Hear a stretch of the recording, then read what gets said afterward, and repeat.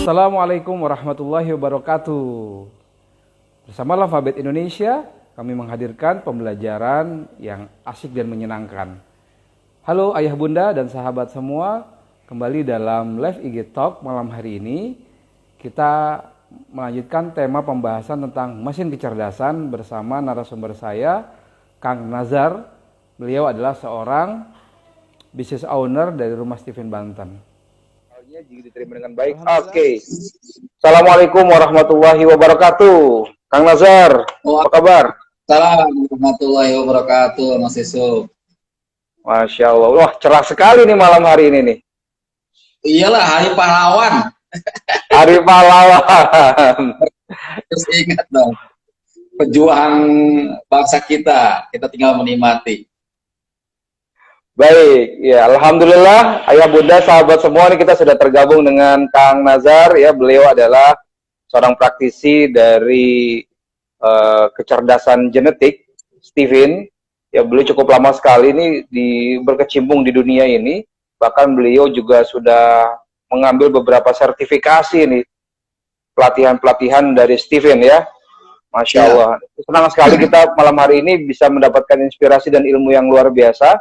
Tadi dalam pembukaan saya sampaikan ini tidak hanya berbicara tentang anak kita, tapi ini juga erat sekali kaitan dengan kita. Bagaimana kita bisa menemukan jalur karpet merah terbaik kehidupan kita nih. Nah, salah satunya dengan cara adalah bagaimana kita mengenali drive, mengenali sumber kecerdasan yang itu memberikan pengaruh yang luar biasa dalam kehidupan kita. Begitu ya Kang Nazar ya? Siap. Nah, kemarin kita sudah, alhamdulillah nih sudah membahas tentang kehebatan, kekuatan si sensing. Masya Allah. Ya. Oke, tema malam hari ini, Kang, ya hari ini, Kang. Ya, kita lanjutkan baru sensing kan yang kita bahas ya. Yes, oke. Berarti kita akan lanjut kemana nih? Ke atas ya. Ya, jadi lima mesin kecerdasan itu sensing, thinking, intuiting, feeling, dan instinct. Itu kalau nggak salah ada simbolnya Kang ya, ada simbol ya kalau supaya mudah mengingat nih, dengan tangan kita ya. Ya, jadi oke mungkin dimulai dulu ya, saya belum bismillah nih Mas Yusuf. Bismillahirrahmanirrahim. Oh iya. Silakan. Oke, kita bersyukur kepada Allah dengan mengucapkan alhamdulillahirobbilalamin dan salawat atas Nabi dengan mengatakan Allahumma sholli ala sayyidina Muhammad. Sahabat Lampabet, ayah bunda yang dirahmati Allah. Kita berjumpa lagi di bincang tentang mesin kecerdasan kali ini dan Mas Yusuf yang memandunya tentu saja di Lari Lampabet dan saya dari Rumah Steven Banten. Jadi hari ini mungkin tadi mengucapkan selamat Hari Pahlawan Mas Yusuf ya, karena penting banget menurut saya sejarah ini penting gitu loh, karena kita bisa belajar kehidupan dari 10 November ya masa lalu ya. Oke Mas Yusuf, silakan dilanjutkan. Kita lanjut pembahasan kita. Kalau kemarin adalah kita sedang membahas otak kiri bagian bawah.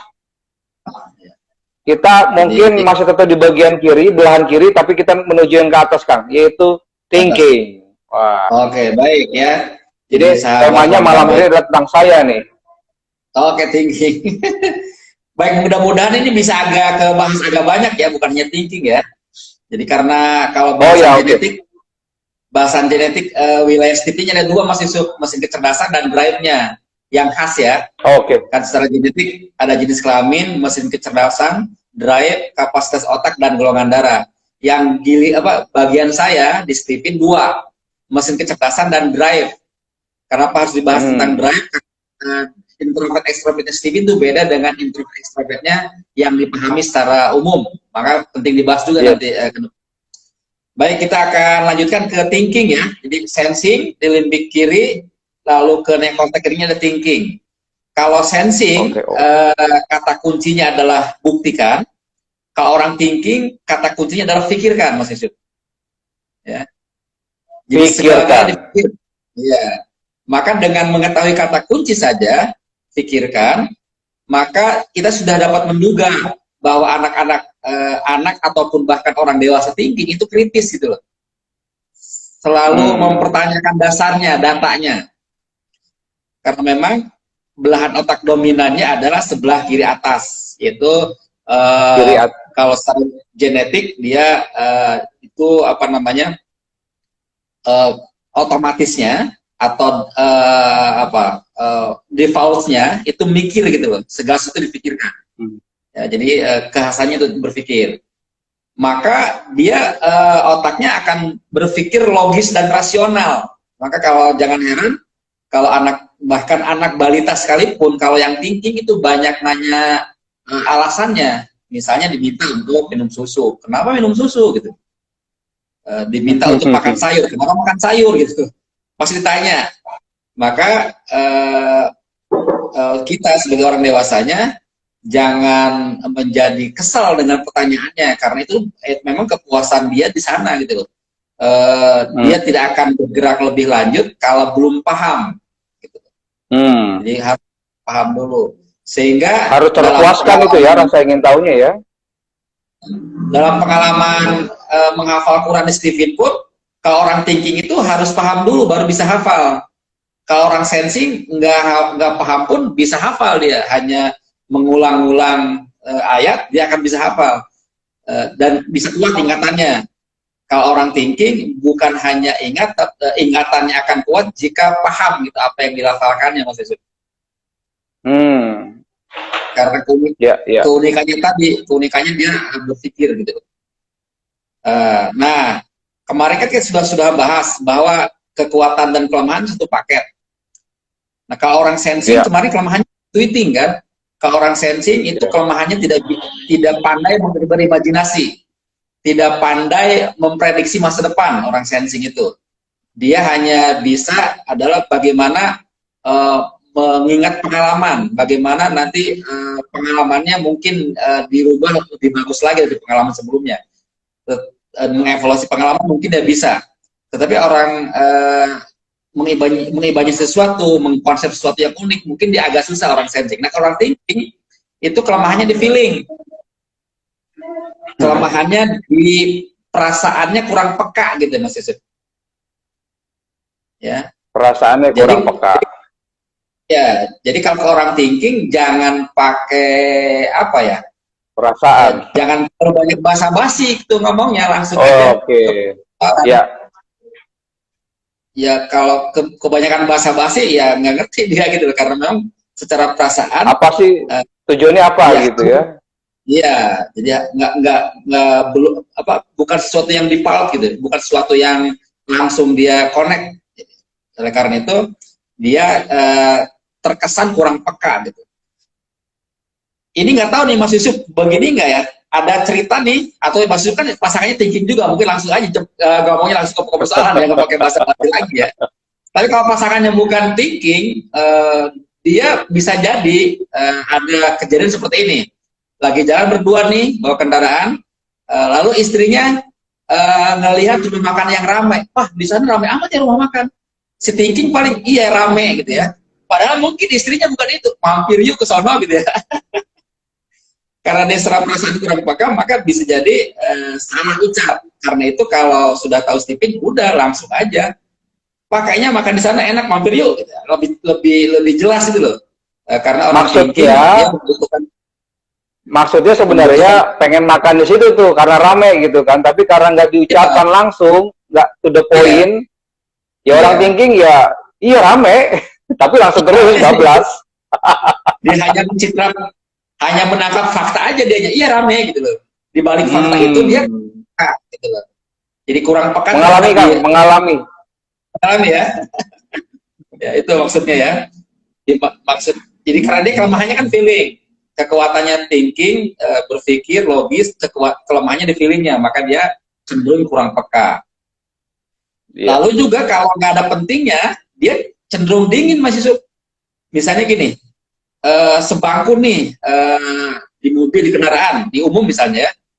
Nah kalau dia tidak ada pentingnya, dia tidak akan membuka percakapan, kecuali memang ditugaskan di kampusnya cari teman yang banyak gitu. Ditugaskan sama kantornya untuk mencari prospek, mungkin dia akan melakukannya. Tapi kalau dia nggak ada tugas apa-apa gitu, sekadar basa-basi nanya ke tetangga sebelah, agak susah tuh memulainya. Maka disebut orang thinking itu relatif dingin gitu loh orangnya. Karena saya merasakan istri saya nih Mas Yusuf, istri saya nih ikut sebuah pelatihan 3 hari tuh dengan kawan sebelahnya, kalau nggak diminta sama trenernya suruh kenalan ya nggak kenal. Iya, karena dingin tadi gitu. Iya. Kan nggak ada pentingnya, ngapain gue kenalan gitu. Dinginnya itu dalam pengertian ini harus apa ya, segala sesuatu yang dilakukan tuh harus ada tujuannya begitu ya. Jadi kalau nggak nggak direncanakan, nggak diprogram ya, ataupun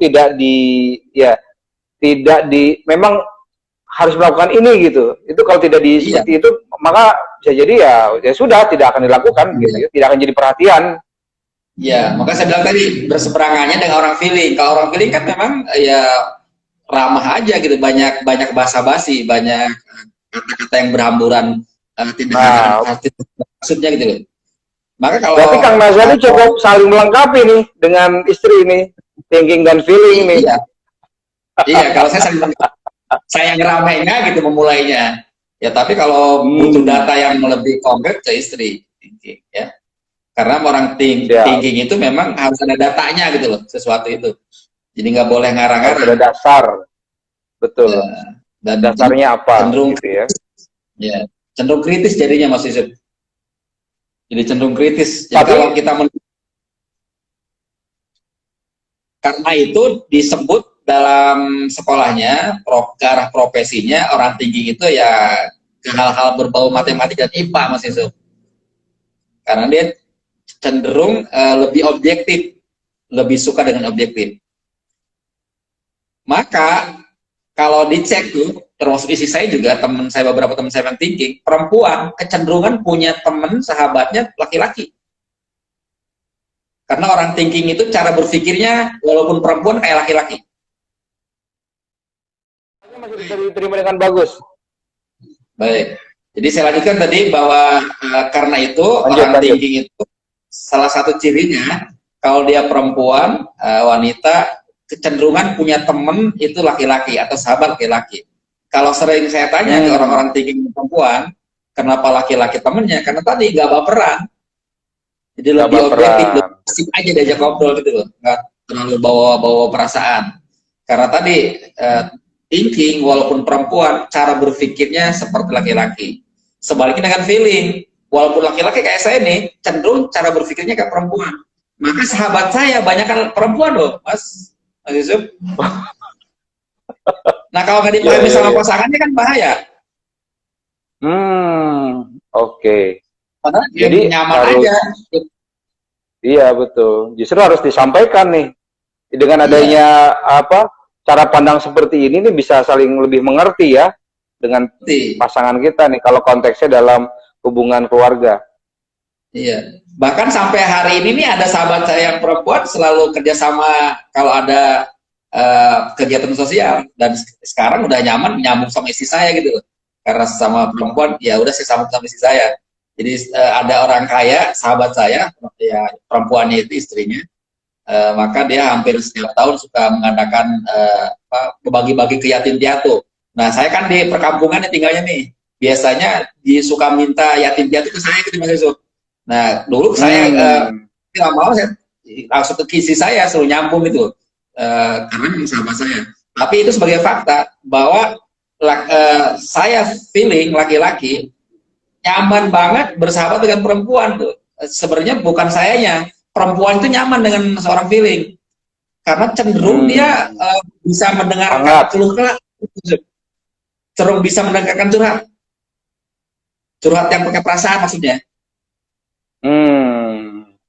Feeling itu kalau tinggi, kalau tinggi bukan curhat yang didengerin, tetapi kayak konsultan menyelesaikan masalah gitu. Karena kalau curhat kan urusan hati, hati. Kalau tinggi kan bukan urusan hati, urusan pikiran, logika. Maka yang datang ke orang tinggi bukan yang curhat yang akan dapat solusi banyak, tetapi orang yang sedang mengalami permasalahan yang lebih bukan pakai hati gitu loh. Karena kalau yang curhat ke orang tinggi, dia akan nanya inti masalahnya apa gitu loh. Padahal orang curhat boleh jadi dia tidak butuh solusinya udah punya. Yang dibutuhkan cuman didengerin doang gitu loh. Hanya ingin mengungkapkan ya. Iya. Nah, kalau jatuhnya ke orang tinggi kan langsung intinya apa kamu? Padahal dia pengen cerita banyak gitu, sampai nangis-nangis segala macam. Orang tinggi gue iya gue ya orang tinggi terus aja menanggapi gitu loh. Karena itu tadi orang tinggi berseberangan sama orang feeling. Di sana berseberangannya maksudnya ya. Itu Mas Yusuf. Nah, ada kekhasan yang lain. Ini dari apa yang disampaikan Kang Nazar, artinya ini sangat apa ya, berkorelasi dengan profesi apa nih yang sebenarnya nanti cocok untuk tipe-tipe tertentu nih, kayak misalkan orang thinking tadi itu sebagai konsultan kah atau sebagai apa yang kaitannya adalah menyelesaikan apa problem solving misalkan seperti itu ya. Ya, persoalan yang bukan hati gitu kan. Sehingga jadi cara kerja otaknya itu kalau orang thinking itu dia proses dan tugas gitu. Maka dia kenapa kritis, kenapa dia perlu data gitu, perlu logika, karena dia pengen memproses di otaknya gitu loh, agar bisa menyelesaikan tugas gitu ya. Orang itu orang thinking, jadi otaknya itu selalu proses gitu, sehingga dia kalau tidak menguasai prosesnya, dia nggak pede melakukan sesuatu. Beda sama feeling, walaupun dia tidak perlu paham prosesnya, dia pede aja gitu. Gitu. Luar biasa ya. Orang thinking sebelum memulai sesuatu pasti melengkapi semua data-data agar proses di otaknya terpenuhi gitu, terpuaskan. Proses itu. Kalau dia nggak terlalu paham, dia ya tidak punya kepercayaan diri untuk bergerak. Karena itu disebutnya orang thinking itu eksitasinya rendah. Jadi kalau ada ajakan, ada rangsangan dari luar, itu belum tentu langsung diterima. Dia ngumpulin fakta dan data dulu, yang lengkap, kalau logis baru diterima gitu. Sehingga penerimaan terhadap hal-hal baru itu cenderung lebih lama karena otaknya nggak langsung terima. Bahasa psikologinya Pavlov mengatakan itu kan disebut eksitasinya yang rendah, gitu. Susah dipengaruhi oleh hal-hal yang di luar. Sehingga itu berdampak ini juga Mas Yusuf, sekalian konfirmasi nih. Kalau disuntik itu dipijit itu apa disuntik itu relatif kurang terasa sama orang thinking itu. Ketimbang sama orang sensing dan feeling. Mas Yusuf kan punya anak sensing sama feeling ya. Itu ya, kalau disuntik, kalau dicubit atau jatuh gitu, cenderung lebih kerasa sakitnya ketimbang orang thinking gitu. Karena tadi terkait dengan eksitasi itu bukan hanya sekedar mental, juga termasuk fisik. Oke, fisiologi juga begitu ya? Iya, begitu juga berpengaruh. Jadi berpengaruh. Ini saya beberapa saya perhatikan begitu. Kayak istri saya tinggi itu agak susah. Atau sederhana gini, dikelitik itu nggak langsung geli gitu Mas Yum, orang tinggi itu. Ketimbang saya aduh, apa namanya terkait dengan anak-anak kita, komunikasi ke anak atau anak sedang bertumbuh belajar, maka tuntutan ke orang thinking itu jangan sama dengan orang sensing dan yang lainnya atau feeling bahkan. Jadi orang thinking sebenarnya dengan pola didik Indonesia itu lebih nyambung, Mas. Jadi orang thinking itu orang-orang pinter di Indonesia sebenarnya, orang-orang kiri. Ya, juara-juara kelas itu cenderung thinking lah yang dihargai di Indonesia sebenarnya. Di sekolahnya umum ya, bukan sekolah alternatif sih, enggak, dia sekolah alternatif dihargai semua. Kalau yang dihargai secara umum gitu, yang pinter itu ya thinking sebenarnya. Karena dia secara akademik, tepatnya akademik, ya thinking. Karena itu tuntutannya akademik yang kita minta, didorong matematikanya gede gitu, belajar IPA-nya gede gitu loh. Tapi jangan diminta dia walaupun mungkin bisa terjadi dalam pergaulannya, temennya banyak, nggak usah diminta itu. Kalaupun tidak banyak nggak apa-apa, kalau banyak sih bagus ya. Kalaupun nggak banyak temennya nggak apa-apa, karena bukan di situ akan menjadi hebatnya.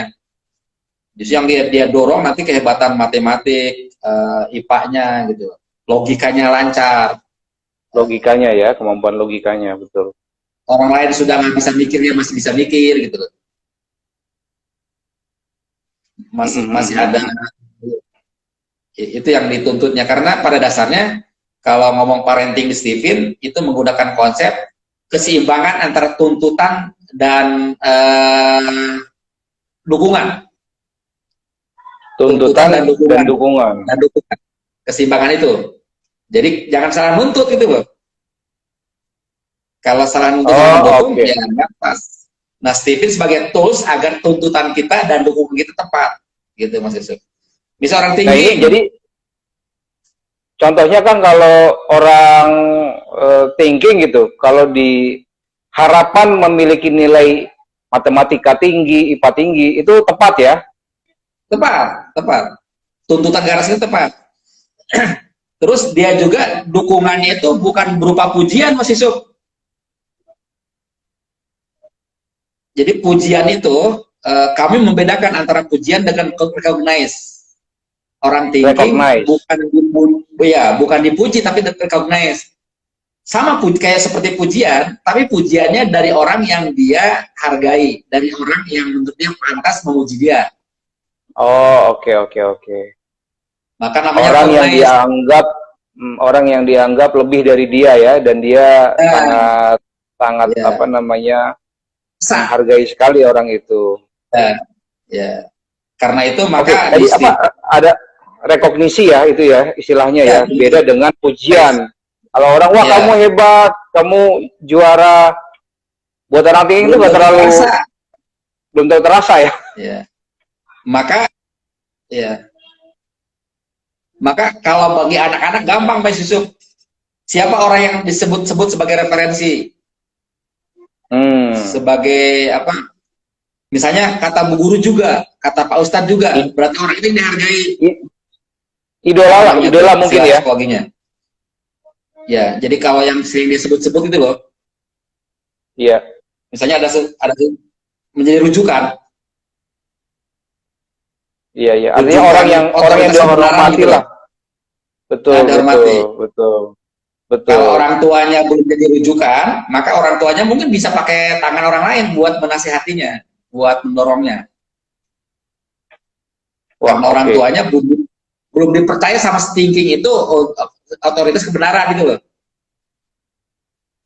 Tapi kalau sudah dipercaya lebih nyaman, lebih enak. Karena orang thinking menghargai orang pinter. Jadi kalau dia dihadapi orang thinking terkesan tidak pinter, ya nggak dia hargai, ya akan dia anggap gitu loh. Karena tadi negatifnya punya kecenderungan orang thinking keras kepala. Negatifnya ya. Gitu Mas Yusuf tentang thinking. Masya Allah. Chemistry-nya kalau merujuk pada suksesnya Kubik gitu kan, dia tahta sorry. Kalau sensi kan harta kemarin, ini tahta. Oke, tahta ya, jabatan nih, power. Iya, jabatan. Sehingga walaupun orang itu belum punya jabatan, setidaknya dia punya tahta atas dirinya.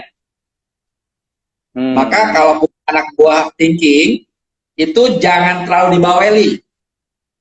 Karena kalau terlalu dibaweli, berarti tidak menganggap tahta dia sebagai orang yang pintar gitu loh. Oke. Terlalu rewel, terlalu bawel, terlalu montrol, orang thinking dia nggak suka. Karena dianggap dia berarti tahtanya nggak dihargai gitu loh. Tadi, jadi kalau punya berarti apa Kang? Diberikan kepercayaan begitu? Saya tanggung jawab. Bahkan mungkin deal-dealan. Mungkin deal-dealan, pakai deadline. Oke, Papa percaya ke kamu, kira-kira mau diselesaikan kapan nih PR? Sejam, 2 jam? Deal udah, nggak usah terlalu dikontrol. Tanyakan nanti pas deadline-nya aja, diberi tanggung jawab, itu cenderung lebih kuat. Ya betul. Gitu ya. Merasakan kan? Merasakan. Kalau bosnya Jadi bawel, kalau pusing malah. Kabur dia. iya, iya, iya, iya, iya. Harus ada deadline, Oke. betul. Thinking, Yang Mas Yusuf. dan Itu, yang paling terasa itu, yang paling agak menggelisahkan orang thinking itu, Kang, kalau nggak ada rules. iya, karena dia butuh kepastian. Jadi Certain ya. orang thinking Oh, itu iya. butuh kepastian.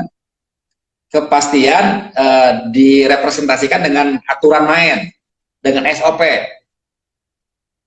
Do and done. Ya. Apa yang boleh, apa yang tidak. Batasannya apa.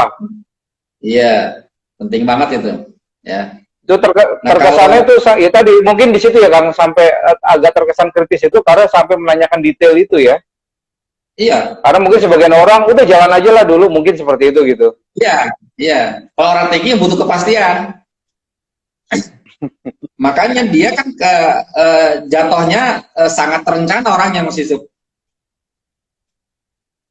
Kan rencana itu untuk memastikan hal yang belum terjadi tapi dipastikan dengan rencana gitu loh. Ya, bukan ya, ya, asal ya. jalan aja. Ya. Itu tentang thinking, Mas Yusuf. Ada pertanyaan yang lain mungkin? Oke, jadi nanti sahabat ataupun ayah bunda yang menyaksikan tayangan ini, jika ada pertanyaan langsung saja di kolom komentar ya. Kalau